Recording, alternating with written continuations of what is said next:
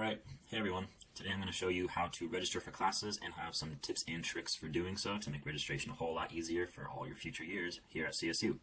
So first, open up RamWeb. Right here in the middle of your RamWeb will always be the registration tab. Usually there's not a system error. It usually works fine, which it probably still does even with this system error unless it says it's closed down for maintenance. But when you first come to this registration tab every semester, there'll be a whole bunch of red hyperlinks that you have to click on and check through, which are just saying, yes, I live the same place, yes, I intend to graduate in this semester, etc., etc. Just click through them, and then you'll be allowed to have this green Go to Registration button. So let's do that. It goes to this page, just a whole bunch of information. Click Continue Registration. So over here, where it says Register for Classes, that is where you actually go to register for classes on your registration day. I should have mentioned your registration access time will always be right here. Mine is specifically this time and this hour. I should mention I am a senior biology student, so other than student athletes, as a senior I actually get first dibs at all the classes I want, and then it goes down the ladder, junior, sophomore, freshman. So unfortunately for the freshmen, you guys get last pick, so that's why the time is so important. Try to register for classes as close to your time as possible. Log on at 1 p.m. or 2 p.m. for example, and register for your classes. And I'm going to show the tricks today are to help you do that the most efficient way so you actually get the classes you want. Anyways, back to registering. So here is where you actually register for classes. We'll come to back to that later. What I want to show everyone today is this plan ahead feature. This has saved my butt so many times. So first go pick what semester you want to register for. Let's say spring semester 2021. I already have a plan in place, but let's just say you go create new plan. So the first thing you want to do in searching for a class is search it by subject. Like I said, I'm biology, so a lot of the classes I'm going to be looking for are things off the top of my head that I remember taking for the biology major. So let's start with Life 103. To do that, you just type in life. It'll come up, but there's multiple here that says, because wildlife has the word life in it. So click Life Sciences, and then you click the course number. Let's do Life 103. When you get search, it'll show you the class.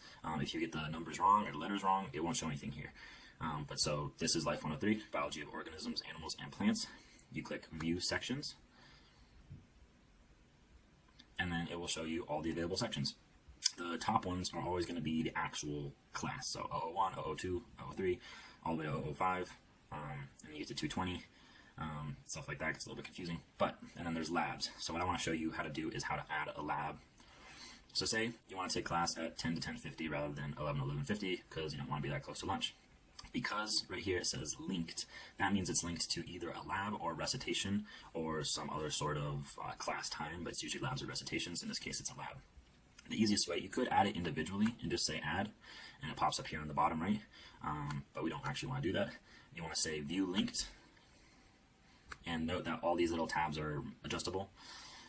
And so when you say view linked, it'll save that class that you wanted to do, that time, that 10 to 10:50, and then it will just give you all the lab options. And you can see the lab sections, L01, L21, L11, L04.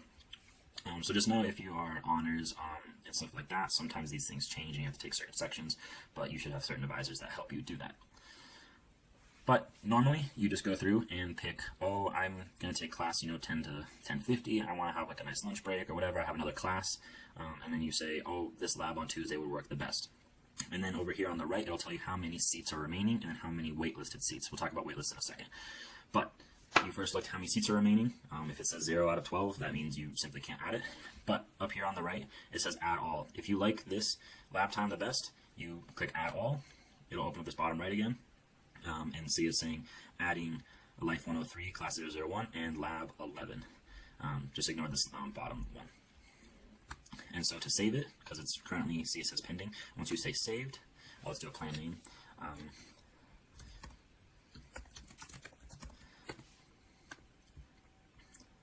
It says plan saved. And then see here, it says right here, this is what your class schedule is going to look like. Note, this is not actually registering. You are not registered for these classes at this moment in time. This is just making a scaffolding that you can then apply later, which helps a lot with saving you time. And say you all of a sudden don't want any of these, or you don't like this lab, you can say delete, and then once you say save plan, it'll go ahead and delete that one section. But note for Life 103 that you need a lab, and so it's best to keep it. Also, think about your classes that have labs and recitations. And always add those first, or add the classes that you know are small. So if you have a 10-person class and you know it's going to fill up, make sure to get those on there first so that it doesn't get snaked out from under you and you get that seat.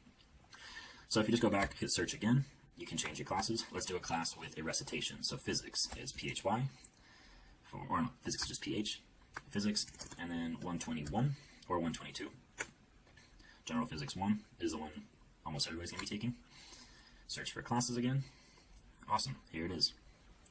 And so again, same thing, has your classes, and then it has labs. I believe physics also has a lab and a recitation. So this is where this one's a little bit trickier. So it's best to, there's only one class option, which is useful. You linked, and in this link, you're going to have to look for a lab and a recitation combo. But notice here that they're paired up. Let me make this smaller so you can see more of them. You can see they're doubled up. There's 1, 2, and then down here 1, 2, 1, 2. It's going to give you every possible combination of labs and recitations so that you can do whatever works with your schedule. So lab 06 with recitation 01, lab 05 with recitation 02. You can, in theory, add these individually, but it's a lot easier just to do that at all. So let's say we like this one with 8 to 8:50. Does that conflict with our class time before, 10 to 10:50? Nope, that should be good. And then 9 to 9:50, also good. Say add all. Maybe it'll go.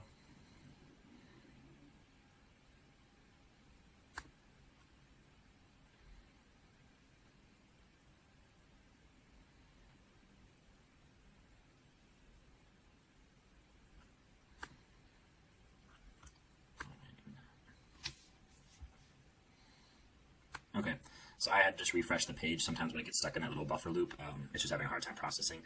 For me, I just had to refresh the page and it worked all right. Same thing happened where it puts the class here, pending, pending, pending. You have the lecture, you have the recitation, and the lab, all the things that are required for the class.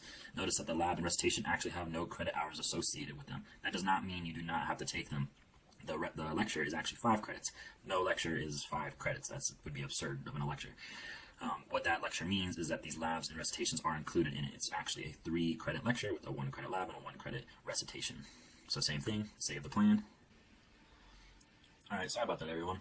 I bet the video just jumped on you a little bit, but I was just due to some technical difficulties. I actually just had to just step back to the registration process again and make the plan again. The system got caught in a little bit of a loop, which is to be expected on registration days. The system gets very overloaded, so basically just hope that doesn't crash, because when there's thousands and thousands of other students trying to register and do things at the exact same time, the system has a hard time maintaining that, and it can screw you up. So that's why another reason why to try to be as fast as possible, and why making this plan is useful. So here it is. Physics got added just as we planned, and yeah, just go through and add all the other classes. For example, like Chem 111, you add that. It's individually. That one does not have a linked lab. Chem 112 is the lab for Chem 111.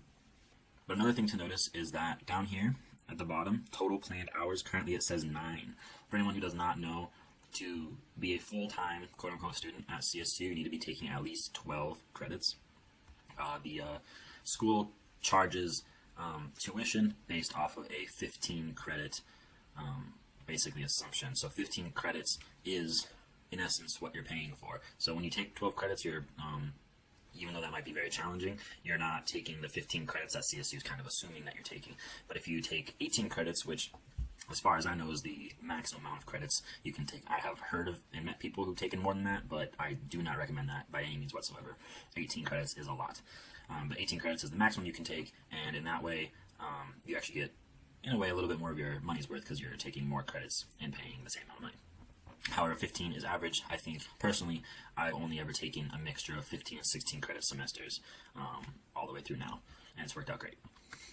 Okay, a few other really useful things to note are conflicts and overrides. For example, say you're registered here for Life 103 at 10 a.m.